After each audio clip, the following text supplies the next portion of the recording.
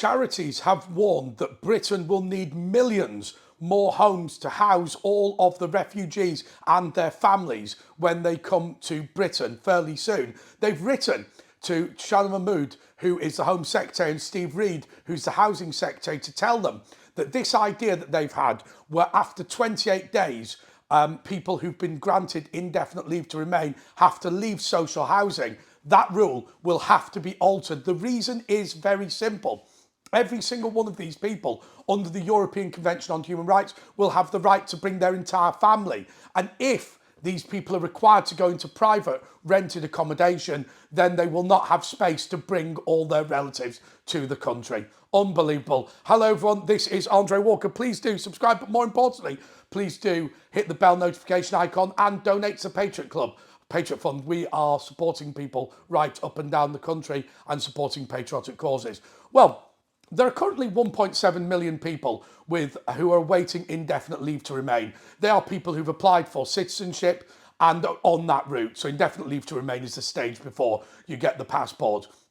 And all of those people, when they get indefinite leave to remain, will be entitled to bring all of their family. Now, as we know, migrants from the third world are now bringing large numbers of family relatives, maybe up to 125. Some people have suggested in the Afghan resettlement scheme. Well, Charities, in a sense, quite rightly, like St. Mungo's, have said this idea of throwing people out after 28 days once they've got their indefinite leave to remain will cause significant homelessness. Can you imagine a situation, somebody say on the Afghan resettlement scheme, who is a relative of one of the people involved in the data leak, when they get their indefinite leave to remain, they themselves will be entitled to bring a whole family group. So as you can imagine, if I got the if I was the Afghan who was the British interpreter, I might bring 20 relatives, but obviously those relatives are only relatives of mine. Once they get indefinite leave to remain, they will be entitled to bring their own relatives along as well under the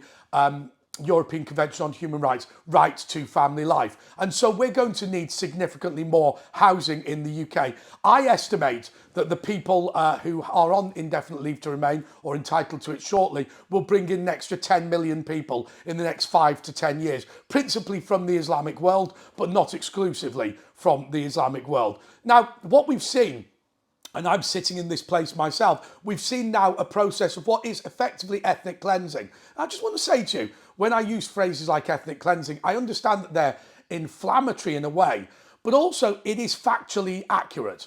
If you say that we're throwing British people out of their homes in order to make way for Afghans, you are ethnically cleansing people, aren't you? Now, it might not be because you have any ethnic or racial or religious commitment to Afghanistan. It might be because of the European Convention on Human Rights. But the end result is what is important. And of course, I'm sitting in a place now that's been earmarked for Pakistani families, and white families are being told to leave. Fingers crossed they're going to be able to stay. We think they are, thanks to the work of one of the viewers of this channel.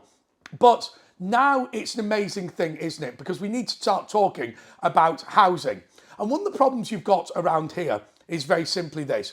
You've got the Angela Rayner 40% target. Actually, before we talk about Angela Rayner's 40% target, let's talk for a second about Angela Rayner. Do you know, I always say in politics, it's important to understand that the other person is you. Angela Rayner has spent her entire career saying, we must tax the rich, the people with the money, we must tax the rich, get the rich people with the second homes, right?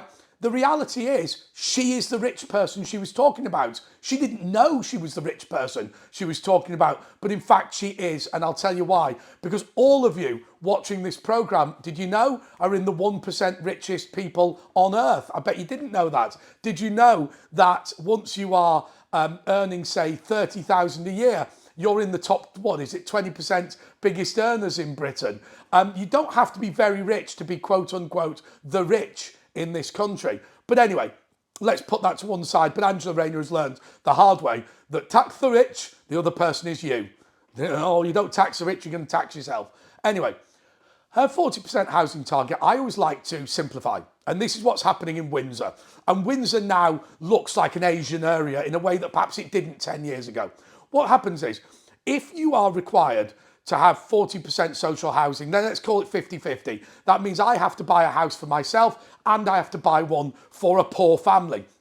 But the way the system works is not that you give it to your next door neighbour. It's not for the poor of the village. What they do is they draw these big circles and they say the catchment area is, say, 20 miles. And what happens is it's the migrant families who are the ones that benefit first. Also, we've talked about on this channel the way the housing associations themselves are bent. And so in order to pay for all those housing for people from the Islamic world, ordinary British people will have to buy two houses, one for themselves and one for a Muslim. Now, look, you can say, oh God, I can't believe you said it like that. But unfortunately, that is the reality of the situation. I'm not blaming the Prophet Muhammad. I'm not blaming the Quran. I'm not blaming the imam at the local mosque. It is simply a fact that the way that the law is constructed, that if I want to buy a house in Windsor now, I'm required to buy one from a Muslim from Slough who entered the country within the past 3 or 4 years. That is simply a fact. But then to add to it,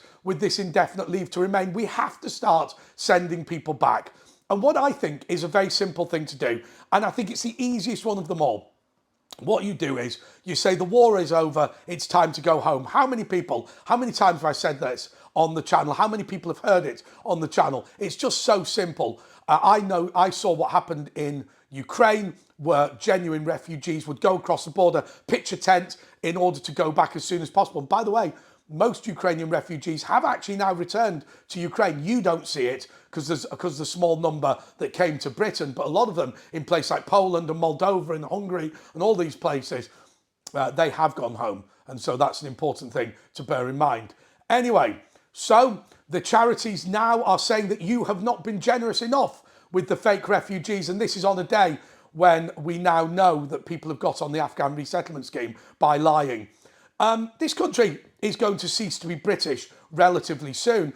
And that in of itself is not a problem. Always remember, modern day Romanians are more closely related to Romans than the people of Italy are. The people of Italy are migrants that came in and eradicated the people of Rome. That's why you see a lot of Roman buildings have been pulled to bits, simply because it's not the history of the people who live there. They've embraced it more recently, but for a long time, they pulled down all these things. It's like the way the Acropolis was blown up by the Ottomans because the people that ruled the country weren't the Greeks that built the Acropolis, therefore, or the Parthenon, whatever it is. And of course, the same in Britain, where they pull down statues because it's not their history. They don't really care. And so maybe it doesn't matter. But what does matter is that immigration is making Britain poor. I think we can all see that we've become much poorer as a country. And so how are we going to pay for all of these benefits if there's nobody working anymore? If we bring more Somalians to the country, 70% of Somalian men have never had a job in Britain, never had a job at all. They just live on benefits. And of course, they come from a third world dump where they're not imbued with the sense to know they should work. The reason Somalia is poor is because people are lazy and the culture is backward. That's a simple reason. There's a culture of backward laziness. And of course, when they come to Britain, they continue with that culture. And of course, we under our ideas of multiculturalism haven't beaten that out of them figuratively rather than literally. And so when Britain is poor, and when it's been wrecked and when the British Museum has been torn down to sell for bricks like they do in Gaza, when that country, then there'll be nothing for these people. They'll be eating rats on the street like they do in their own country. But a strong Britain, a united Britain, a wealthy Britain is able to help these people in their own country. And that is the thing that I would advocate more than anything else. And also, I believe that the safety of the world depends on a strong Anglosphere, and we can't have that unless we have a strong Britain. Please donate to the Patriot Fund below. Until next time, goodbye.